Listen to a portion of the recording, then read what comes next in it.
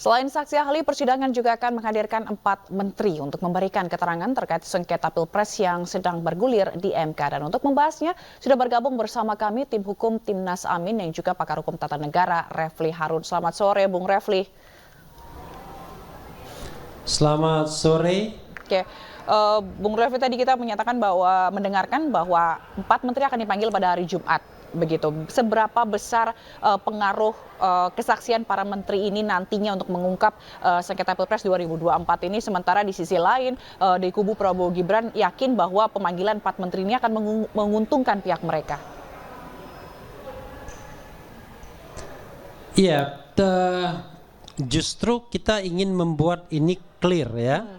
Sebenarnya pemanggilan 4 menteri itu pastilah terkait dengan bansos ya, atau dana perlindungan sosial. Jadi di dalam permohonan kita mendalilkan bahwa kemenangan 02 itu karena bansos. Dan bahkan ahli yang kita hadirkan hari ini itu secara ekonometri mengatakan bahwa kalau tidak ada bansos, tidak ada cawe-cawe Jokowi, sebenarnya suara paslon 02 tidak sampai 50% plus 1. Nah, karena itulah kemudian kita perlu mengetahui 2 hal dari para menteri ini. Satu, sumber dana dari bansos tersebut legal atau tidak. Yang kedua, untuk apa bansos tersebut dikucurkan seandainya memang ada hal-hal yang sebenarnya tidak urgent. Jadi dari Menteri Keuangan kita pengen tahu sumber dana bansos tersebut. Dari Muhadjir Effendi, Tri Risma hari ini, paling tidak kita ingin mengetahui, termasuk Airlangga Hartarto, kita mengetahui bansos itu diberikan kemana saja dan mengapa diklaim sebagai bansosnya Jokowi. Karena kalau Airlangga Hartarto kan sudah terlihat, termasuk Muhadjir Effendi, kita sertakan buktinya kalau mereka terlibat dalam penyaluran bansos dan kemudian mengkampanyekan bahwa bansos itu punya Jokowi dan Jokowi itu ayahnya Gibran dan Gibran itu adalah 02. Ini sangat penting selain pemanggilan DKPP itu sendiri. Oke. Lalu selain itu apalagi tim yang tim Anda temukan terkait dengan politisasi bansos ini yang benar-benar mempengaruhi perolehan suara yang hampir yang gap-nya cukup jauh begitu ya, Bung?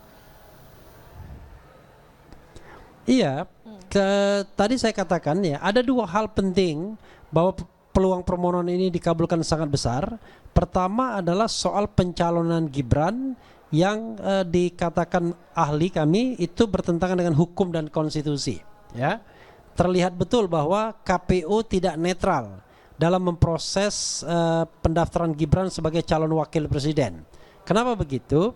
Karena ternyata diam-diam mereka menginginkan agar peraturan KPU yang sudah disiapkan mereka disahkan oleh Menteri Hukum dan HAM, Kementerian Hukum dan HAM, padahal belum berkonsultasi dengan Presiden. Dan itu terungkap ketika saksi kami mengungkapkan sidang di DKPP.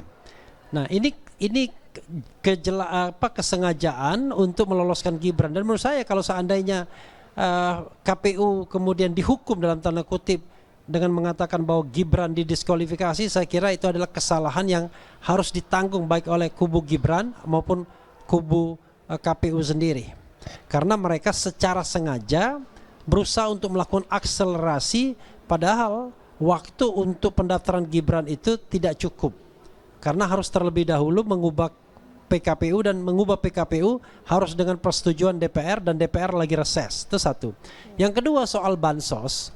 Soal bansos ini kan sudah menjadi sebuah keyakinan umum.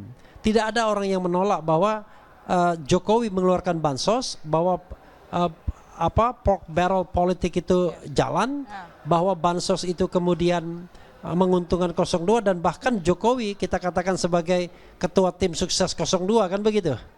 Karena itu sebenarnya MK hanya memerlukan sedikit saja masukan dari menteri-menteri tersebut untuk just to make sure, ya kan, apakah memang bansos ini ilegal sumbernya, dan kalaupun misalnya tidak ilegal, penyalurannya yang kemudian ternyata tidak dimaksudkan untuk mengentaskan atau paling tidak mengatasi masalah-masalah kemiskinan, tetapi semata-mata karena untuk kepentingan elektoral. Baik. Baik, lo tadi dipertanyakan juga Bung Refli soal bansos ini, bagaimana memastikan bahwa orang yang diberikan bansos ini pasti memilih Prabowo Gibran begitu. Apakah Anda juga memiliki datanya? Kita tidak, jadi kita tidak bisa memastikan kalau orang dikasih bansos atau dikasih money politics itu dia akan memilih siapa. Karena kalau kita ketahuan berarti kita melanggar prinsip rahasia kan. Jadi bebas rahasia. Karena itu yang bisa kita lakukan adalah melakukan yang namanya scientific approach, pendekatan ilmiah. Nah, salah satu pendekatan ilmiah itu kita bawa ahli ekonometri untuk mengukur dampak bansos bagi petahana atau kandidat yang didukung oleh petahana. Dan ini proven karena sudah dilakukan di negara-negara lain misalnya dampak seperti ini. Lalu kita juga mengundang misalnya ahli Faisal Basri yang menjelaskan fenomena pork barrel tersebut. Sebagai contoh misalnya beginilah yang paling gampang dan paling kicking ya. Bayangkan itu bansos beras itu ada impor 3 juta ton beras. Sementara produksi itu turun cuma 0,6 ton. Ya kan? Artinya ada kelebihan stok beras sampai 2,4 ton, tetapi paradoksnya adalah kenapa harga beras justru tertinggi dalam sejarah Republik Indonesia? Karena itu impor itu tidak digunakan untuk operasi pasar kan berarti kan? Untuk apa? Ya tadi untuk bagi-bagi money politicsnya. Jadi ada bagi uang tunai, BLT, ada juga bagi sembako termasuk beras. Jadi tidak ada logika lain kalau kita melakukan pendekatan yang saintifik bahwa impor itu memang untuk kepentingan elektoral dan impor itu sendiri punya daya rentenya juga. Jadi ada keuntungan yang sangat besar diperoleh dan bisa jadi juga mengalir ke pemilu. Oke, berarti berdasarkan dengan data-data dan pendekatan-pendekatan secara ekonomi gitu yang tadi juga disampaikan oleh ahli ekonomi Faisal Basri gitu ya. Nah, ini bukan menyangkut pendekatan ekonomi, pendekatan saintifik, pendekatan ilmiah. Baik, pendekatan saintifik. Lalu tadi juga yang jadi soal masalah saksi yang tiba-tiba menolak untuk memberikan kesaksiannya. Apakah ada dugaan kenapa para saksi ini? Apakah ada dugaan intimidasi para saksi ini, Bung Refli? Jadi saya buka di sini juga ya. Memang kalau kita berhadapan dengan negara, berhadapan dengan petahana atau berhadapan dengan calon yang didukung petahana, ya inilah akibatnya. Tidak gampang. Jangankan saksi, orang biasa. Ahli kami saja itu ada 3 yang mengundurkan diri, bayangkan. 4 bukan 3. Dengan alasan bermacam-macam, tapi tetap saja alasannya kita duga karena mereka khawatir, takut ya kan, dan posisinya tidak menguntungkan.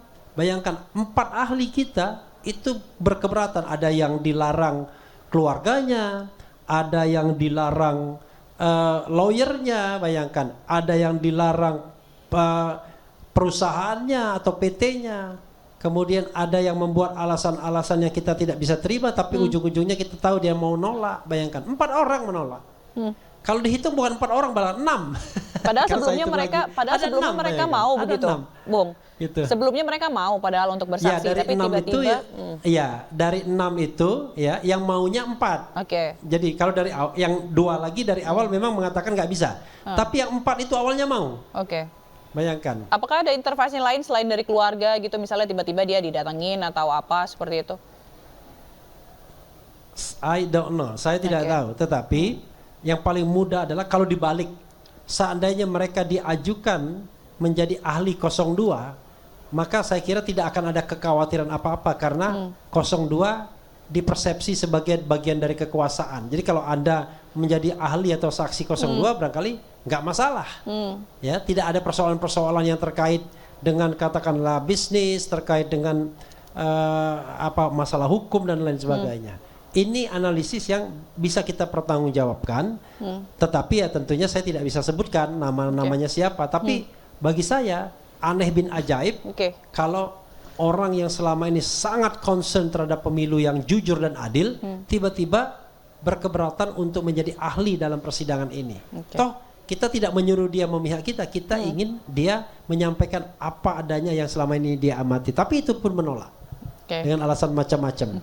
Oke, baik, kita tunggu fakta apa di balik tiba-tiba menurunnya semangat para saksi ini gitu, dan juga kita tunggu lagi di persidangan selanjutnya surprise apa, kejutan-kejutan apa lagi yang akan dihadirkan. Baik, terima kasih Bung Refli Harun, tim hukum Anies Mohaimin dan juga selaku pakar hukum tata negara telah bergabung di AINews Sore. Salam sehat selalu. Dalam kesempatan ini kami juga mengundang kepada intelektual seluruh Indonesia untuk menyampaikan amicus curiae.